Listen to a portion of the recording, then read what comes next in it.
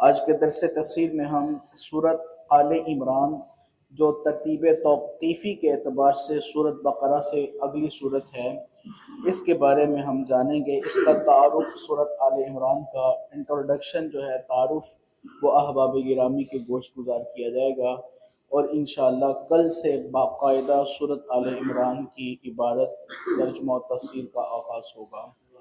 سورت آل عمران کا تعارف یہ ہے، یہ مدنی سورت ہے، یعنی مدینہ طیبہ میں نازل ہوئی۔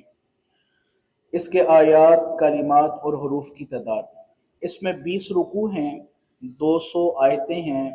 سورت بقرہ میں 286 آیتیں تھیں، اس میں 200 آیتیں ہیں، 3480 ٹوٹل کلمات ہیں، 14520 اس سورت کے حروف ہیں۔ اس کو آل عمران کیوں کہتے ہیں؟ اس کو آل عمران کہنے کی وجہ کیا ہے؟ یعنی اس سورت کی وجہ تسمیہ کیا ہے؟ سورت بقرہ کی وجہ تسمیہ یہ تھی کہ اس سورت میں خاص طور پر بنی اسرائیل کی ایک گائے کا واقعہ ذکر کیا گیا تھا، اور عربی زبان میں بقرۃ گائے کو کہتے ہیں، اور اسی اعتبار سے سورت کا نام بقرہ رکھ دیا گیا تھا۔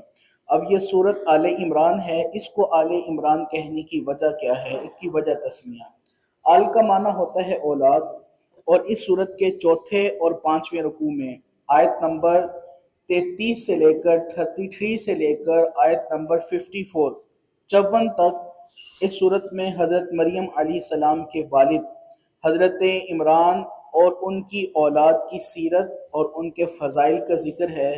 اسی مناسبت سے اس سورت کا نام آل عمران رکھا گیا ہے، یعنی حضرت مریم علیہ السلام کے والد اور ان کی اولاد کے تعارف اور ان کے فضائل میں اس سورت کو آل عمران کہا گیا ہے۔ اس کے فضائل کیا ہیں؟ اس کی فضیلت کیا ہے؟ اس سورت کے متعلق مختلف فضائل بیان کیے گئے ہیں، ان میں سے 3 احادیث احباب گرامی کے گوش گزار ہیں۔ پہلی حدیث حضرت نواس بن سمعان رضی اللہ تعالیٰ عنہ راوی ہیں، اور امام مسلم نے اس حدیث پاک کو نقل کیا ہے۔ فرماتے ہیں نبی اکرم صلی اللہ علیہ وسلم نے ارشاد فرمایا، قیامت کے دن قرآن مجید اور قرآن مجید پر عمل کرنے والوں کو لایا جائے گا، ان کے آگے سورت بقرہ اور سورت آل عمران ہوگی۔ حضرت نواس فرماتے ہیں پھر رسول پاک صلی اللہ علیہ وسلم نے ان دونوں صورتوں کے لیے 3 مثالیں دیں، اور کہتے ہیں کہ وہ 3 مثالیں میں آج تک نہیں بھولا۔ کون کون سی مثالیں؟ پہلی مثال حضرت نواس کہتے ہیں جو کریم آقا علیہ السلام نے دی، وہ یہ فرمایا کہ یہ دونوں صورتیں ایسی ہیں جیسے 2 بادل ہوں، جیسے 2 بادل۔ فرمایا کہ یہ بادلوں کی طرح میری امت پر سایہ کرنے والی ہیں۔ حضرت نواس کہتے ہیں جو دوسری مثال کریم آقا علیہ السلام نے فرمایا کہ یہ ایسے 2 سائبان ہیں، سائبان مطلب سایہ کرنے والی چیزیں، جن کے درمیان میں روشنی ہے اور صف بندی ہوئی ہے، فرمایا کہ میری امت پر سایہ کرے گی۔ اور تیسری کریم آقا علیہ السلام نے جو مثال ارشاد فرمایا کہ یہ 2 صورتیں ایسے ہیں جیسے 2 صف بندے ہوئے پرندوں کی قطاریں چل رہی ہوں، فرمایا کہ یہ دونوں صورتیں قیامت کے دن میری امت پر سایہ کرنے والی صورتیں ہوں گی۔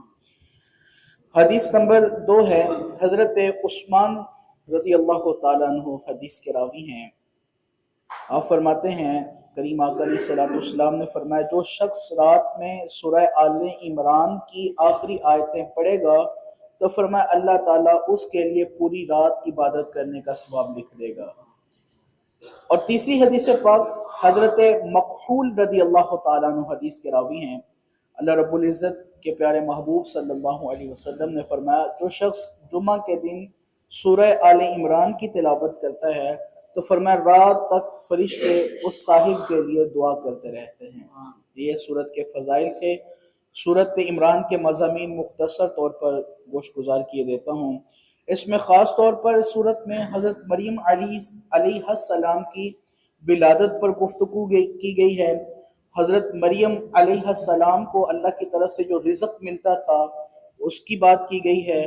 پھر حضرت زکریا علیہ السلام کا اس جگہ پر کھڑے ہو کر کے اپنی اولاد کے لیے دعا کرنا، جہاں پر حضرت مریم علیہ السلام کے لیے ہاتف سے رزق آتا تھا، غیب سے رزق اترتا تھا، اس جگہ پر کھڑے ہو کر کے حضرت زکریہ علیہ السلام کا دعا کرنا وہ ذکر کیا گیا ہے۔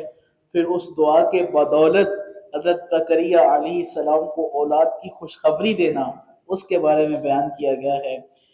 اس میں اللہ تعالیٰ کی وحدانیت اور قرآن مجید کی صداقت پر بے شمار دلائل دیے گئے ہیں۔ اس صورت میں حضرت عیسیٰ علیہ السلام کی شان کے بارے میں جھگڑنے والے اور نبی پاک صلی اللہ علیہ وسلم کو جھٹلانے والے، قرآن مجید کے انکار کرنے والے نجران کے عیسائیوں پر حضور صلی اللہ علیہ وسلم کی ہونے والی گفتگو کو بیان کیا گیا ہے۔